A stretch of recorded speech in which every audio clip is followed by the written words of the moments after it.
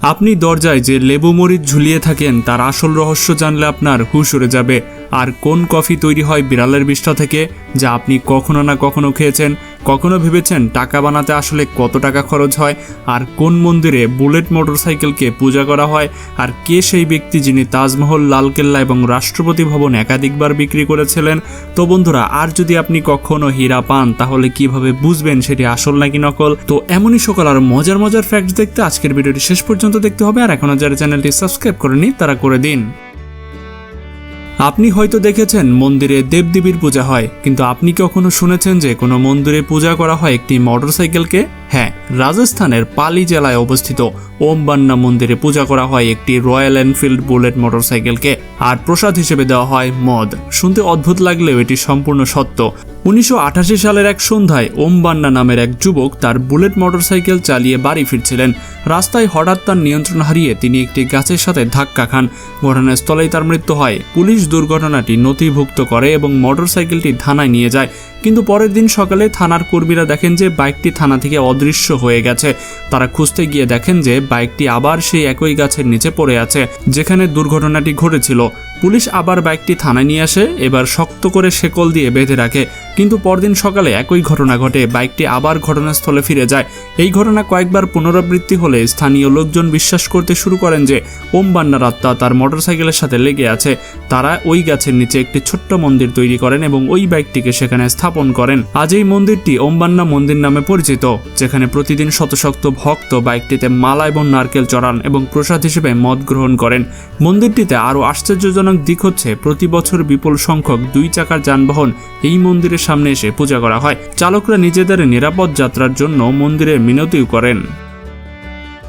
আপনি কি কখনো দেখেছেন কেউ পুরো কোক ক্যান মুখের ভেতরে ঢুকিয়ে ফেলতে পারে? ফ্রান্সিস সিন্ডিমো নামের এই ব্যক্তিটি তা সহজেই করতে পারেন। তার মুখের আকৃতি এতটাই অস্বাভাবিক যে তিনি এক মুঠো করে 17 সেন্টিমিটার পর্যন্ত খুলতে পারেন, যেখানে সাধারণ মানুষ মাত্র 5 থেকে 6 সেন্টিমিটারই বেশি মুখ খুলতে পারেন। এর মূল কারণ হচ্ছে হাইপার মোবিলিটি নামক এক ধরনের বিরল শারীরিক অবস্থা। এই অবস্থায় শরীরের জয়েন্টগুলো স্বাভাবিকের চেয়ে অনেক বেশি নমনীয় হয়। ফ্রান্সিসের চোয়ালের পেশি এবং লিগামেন্টগুলো এতটাই নরম এবং প্রসারিত যে তিনি সহজেই বড় বড় জিনিস মুখে পুরতে পারেন। ফ্রান্সিস 2003 সালে গিনেস ওয়ার্ল্ড রেকর্ডে বিশ্বের সবচেয়ে বড় মুখ হিসেবে স্থান পান।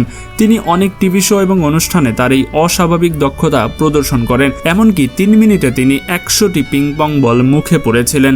যদিও ডাক্তাররা সতর্ক করেন যে এই কাজগুলো তার চোয়ালের স্বাস্থ্যের জন্য খুবই ঝুঁকিপূর্ণ হতে পারে, তবুও ফ্রান্সিস তার অনন্য দক্ষতা নিয়ে গর্বিত। তবে তার মুখে এত বড় হলেও এটি শারীরবৃত্ত কোনো রোগ নয়, বরং একটি বিরল কিন্তু ক্ষতিকর নয় এমন শারীরিক বৈশিষ্ট্য।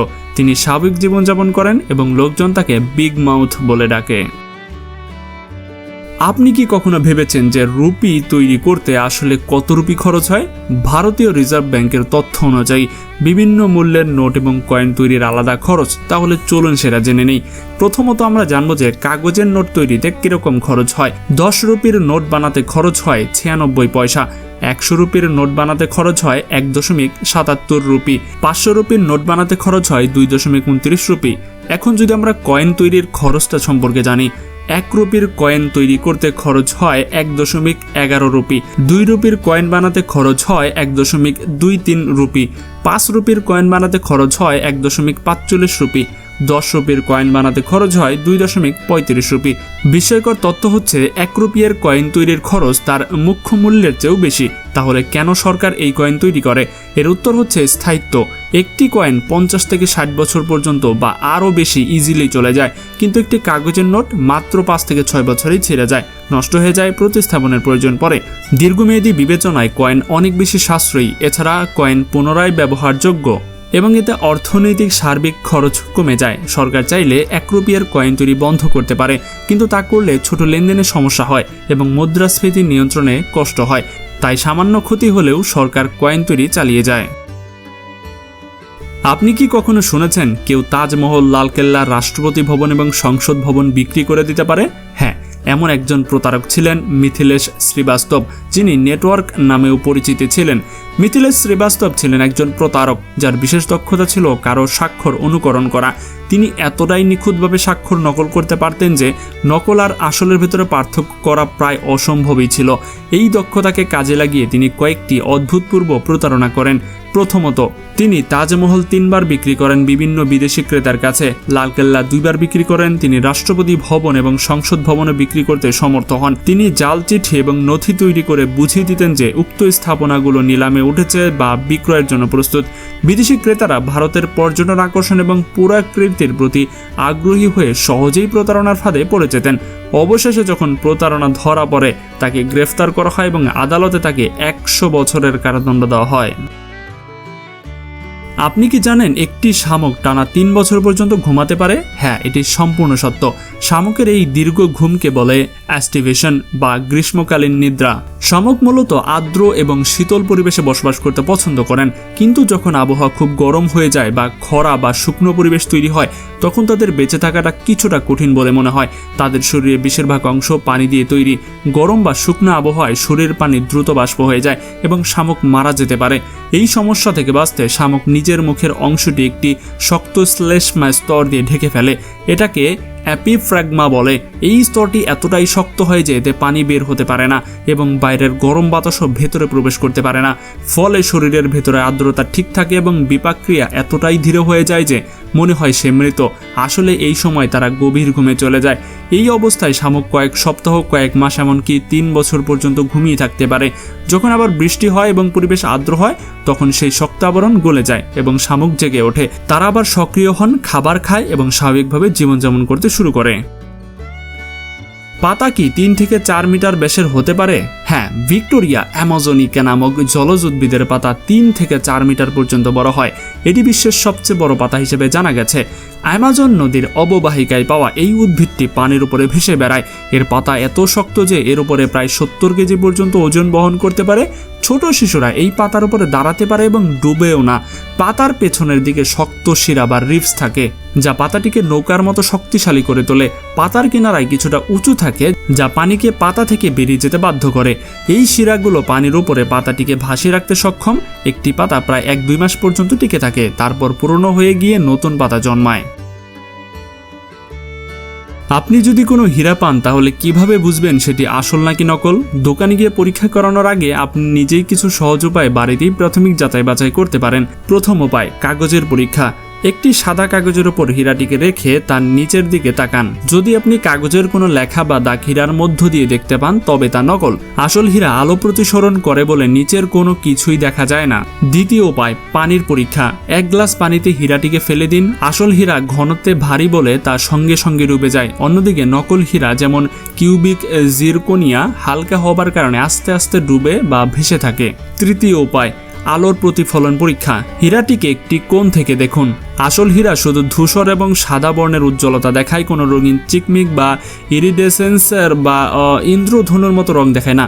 নকল হীরা আলোতে রঙিন ঝলক তৈরি করে।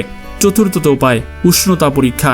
হীরাটি হাতে নিয়ে কয়েক সেকেন্ড ধরে রাখুন। আসল হীরা তাপ খুব দ্রুত ছড়িয়ে দিতে পারে বলে তা গরম অনুভূত হয় না। নকল হীরা তাপ ধরে রাখে এবং কিছুক্ষণ পর গরম লাগে।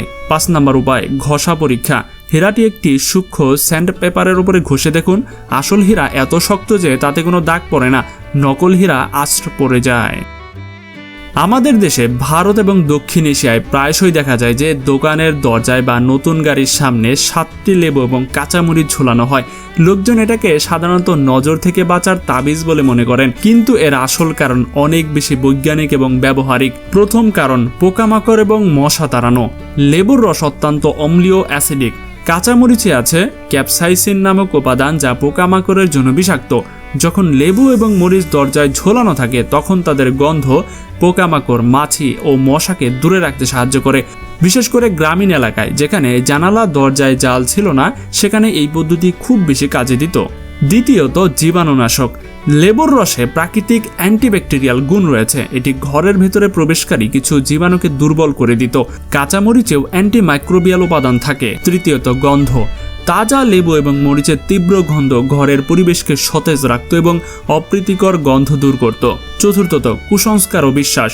যখন কৃষক এবং গৃহস্থরা দেখলেন যে লেবু মরিচ ঝোলানোর ফলে পোকামাকড় কম হয়, পরিবেশ ভালো থাকে, ঘর সুগন্ধি থাকে, তখন এটি প্রজন্মের পর প্রজন্ম ধরে প্রচলিত হতে থাকে। ধীরে ধীরে এটির সাথে যুক্ত হয় মানুষের কিছু ভুল ধারণা এবং কালো জাদু থেকে বাঁচার ধারণা। লোকজন বিশ্বাস করতে শুরু করে যে এই লেবু মরিচ অশুভ শক্তি এবং দৃষ্টি থেকে ঘরকে রক্ষা করে। যদিও আদত এটা কোনো সত্যতা নেই, এখানে শুধুমাত্রই কুসংস্কার। লেবু এবং মরিচের উজ্জ্বল রং অনেক সংস্কৃতিতে ইতিবাচক, সমৃদ্ধি এবং সুখের প্রতীক বলে তারা বিশ্বাস করেন, তাই এটি শুভ লক্ষণ হিসেবে ব্যবহৃত করা হয়। কিন্তু আসলে মূলত মানুষ যে উদ্দেশ্যে এটা ব্যবহার করে সেটা আসলে মূল উদ্দেশ্য ছিল না। তো বন্ধুরা, আজকের ভিডিওটি কেমন লেগেছে সেটা অবশ্যই কমেন্টে জানাবেন। তো দেখা হচ্ছে পরবর্তী পর্বে। আজকের মতো এখানে বিদায়, আল্লাহ হাফেজ।